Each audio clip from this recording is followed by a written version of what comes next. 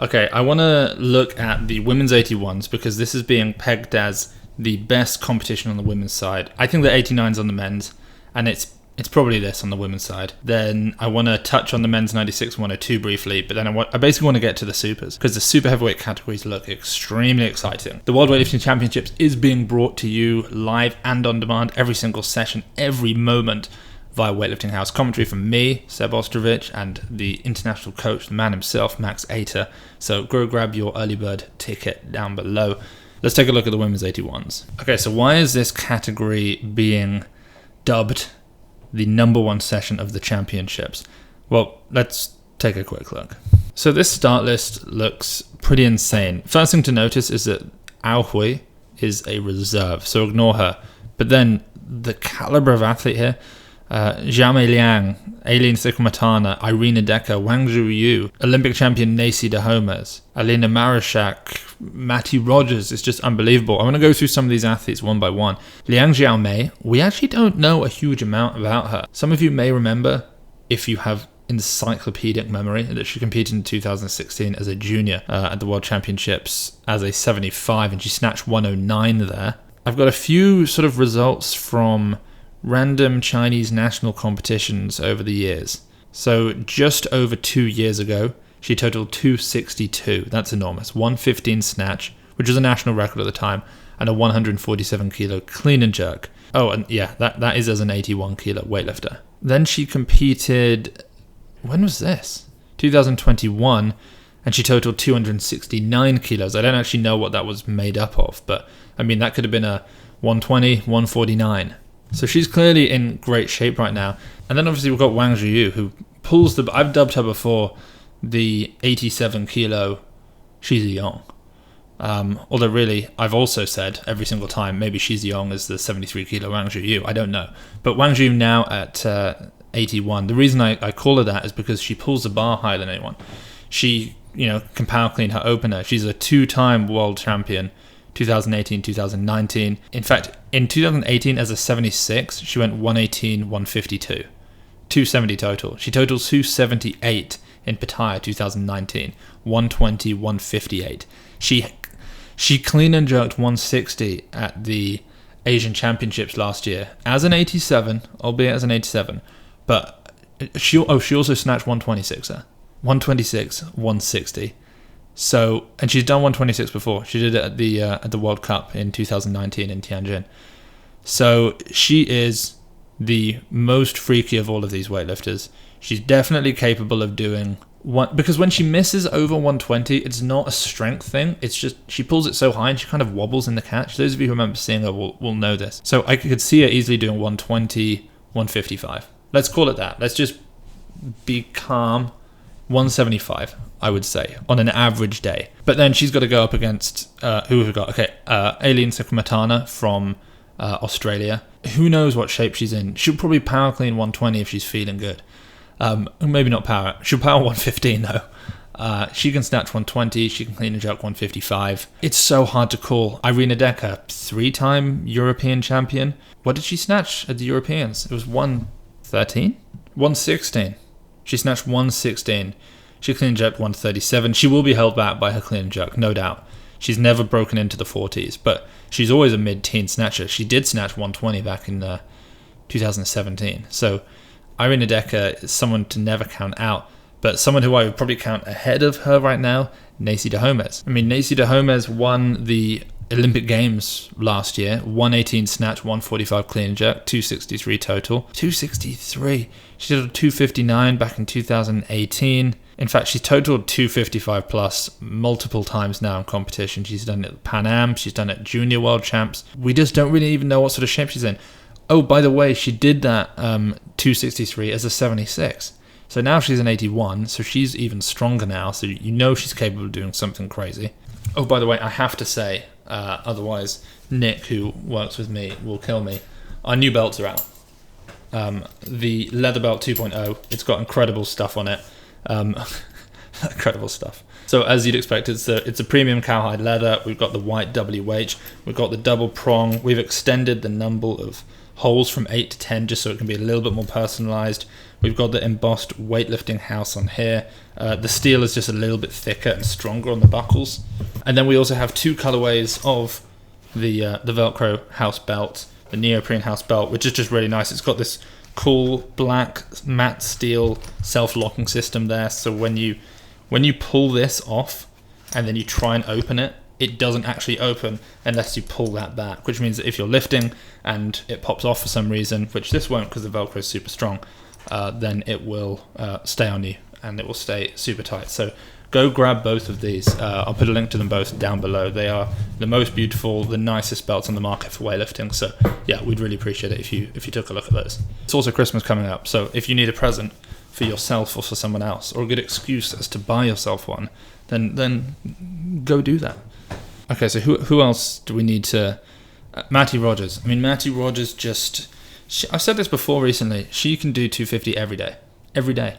110. She posted something where she said, I think this was yesterday, she said that she'd snatched over 100 kilo 20 times that week. I mean, she'll go 110 for sure. I don't want to say for sure. I would be surprised if she didn't snatch 110, 140. She may even go over 140. Didn't she do she did a clean plus jerk and attempted the second jerk at 140 something the other day. It might have been 138 actually. I think it was 138. But I mean, she can go over 140, so she's way up there. It's a stupidly competitive category, and I can't wait. Cannot wait. Okay, let's do a whistle-stop tour of the men's 96, 102, 109. I don't want to stick on them for too long. Let's just mention some of the top people. 96 is Lesman Paredes, world record holder in the snatch, world champion, undefeated for 5 competitions in a row. He wants a 190 snatch, apparently. He's going up against, we've got Donna Pelego from Samoa, who lifted very well at the Commonwealth Games. He's in great shape. Chempo Zhen, who just snatched 177. Nagise Adilatuli, he's a mid-70s, maybe high 70s type of snatcher, especially now that he's filled in his weight a little bit better. So that's going to be fun. I'm gonna fly past them. 102, so things get a little bit more spicy, if you will. We have David Fisherov, now of Bulgaria. We have Miso Hasona. We have, I think this is maybe the best battle. It's Miso versus Razul Motamedi, the world champion at 102. Razul is a 178, 229 type of guy. Miso is a 178, 228 kind of guy. They are neck and neck. They're both... Actually, Miso is not a world champion, but he is an Olympic champion. They are champions, and they get to go against each other. Bekdulat Razulbekov, Artyom Antropov, Rynosuke Mokida from Japan, Samuel Gasparian, Reza Dadar, Irakli Chikidze. It's a very, very strong setup. Then from the USA, you've got Wes Kitts. You've also got Ryan Sester. So a lot of exciting lifting here. 109s quickly. Hristo Hristov has the audacity to put a 410 kilo entry total. Now, I like Hristo. He's a nice guy. I've spoken to him a bunch, filmed him a bunch. 410 seems a little steep to me. He's just not got the clean and jerk on him. But we've also got Ruslan Nurudinov, who I thought was going to cut down to 102. This isn't final, so maybe things will change, but I wonder if he's actually going to stick here at 109. Maybe just for this one and then cut down to 102 for the Olympics, but we'll see. But he's the world record holder in the clean and jerk at 241. He's Olympic champion from 2016. He is probably the obvious winner here, but he's got battle. I mean, Hristo Hristov's great, Georgi Chikidze is great, but I'm feeling Ruslan for this one. Okay, and then finally we've got the super heavyweight categories, and I think let's start with the men because I've just got the men pulled up. This is a freakishly exciting battle for 2 reasons. There just seems to be different layers of battle. So what I'm going to do is I'm just going to read out the 5 or 6 people who I'm most thrilled to see, and then go through the different battles within that I want to see. So Varazdat Lalian, Armenia; Lasha Talakhadze, Georgia; Gormanasyan, Bahrain; Simon Martirosyan, Armenia. That's right, he's bumped up to super. Ali Davoudi, Iran; Akbar Jirayev, Uzbekistan. Now there are others. Ashiro Murakami returns to competition for Japan. Very excited to see him. Walid Bidani, Algeria; Manassad, Syria. These are all great athletes, but let's stick with those 4. So, Lasha Talakhadze is I either want to see him go big, 226, 268, 270 maybe. So I either want to see him go big, and I don't know what kind of shape he's in. He's been posting 210s recently. Who knows? Or I want him to be a little below and have a great battle with the following: Vrasdat Lalian, and probably that's it. I think only my opinion, only Vrasdat's going to be the one to touch him. I could see Lalian doing 213, 255. I could see Lasha destroying that, or having a nice little battle. Who knows? But then we've got another battle. I want to see how well does Simon Martirosyan do versus Akbar Jurayev. Two amazing 109s moving up. Martirosyan, the world record holder in the total. Jurayev, the Olympic champion and world record holder. Last time they met, Jurayev won, but who knows? They've both bulked up. Jurayev supposedly has done 205, 255 so far, which is nuts for him to get to 255 already.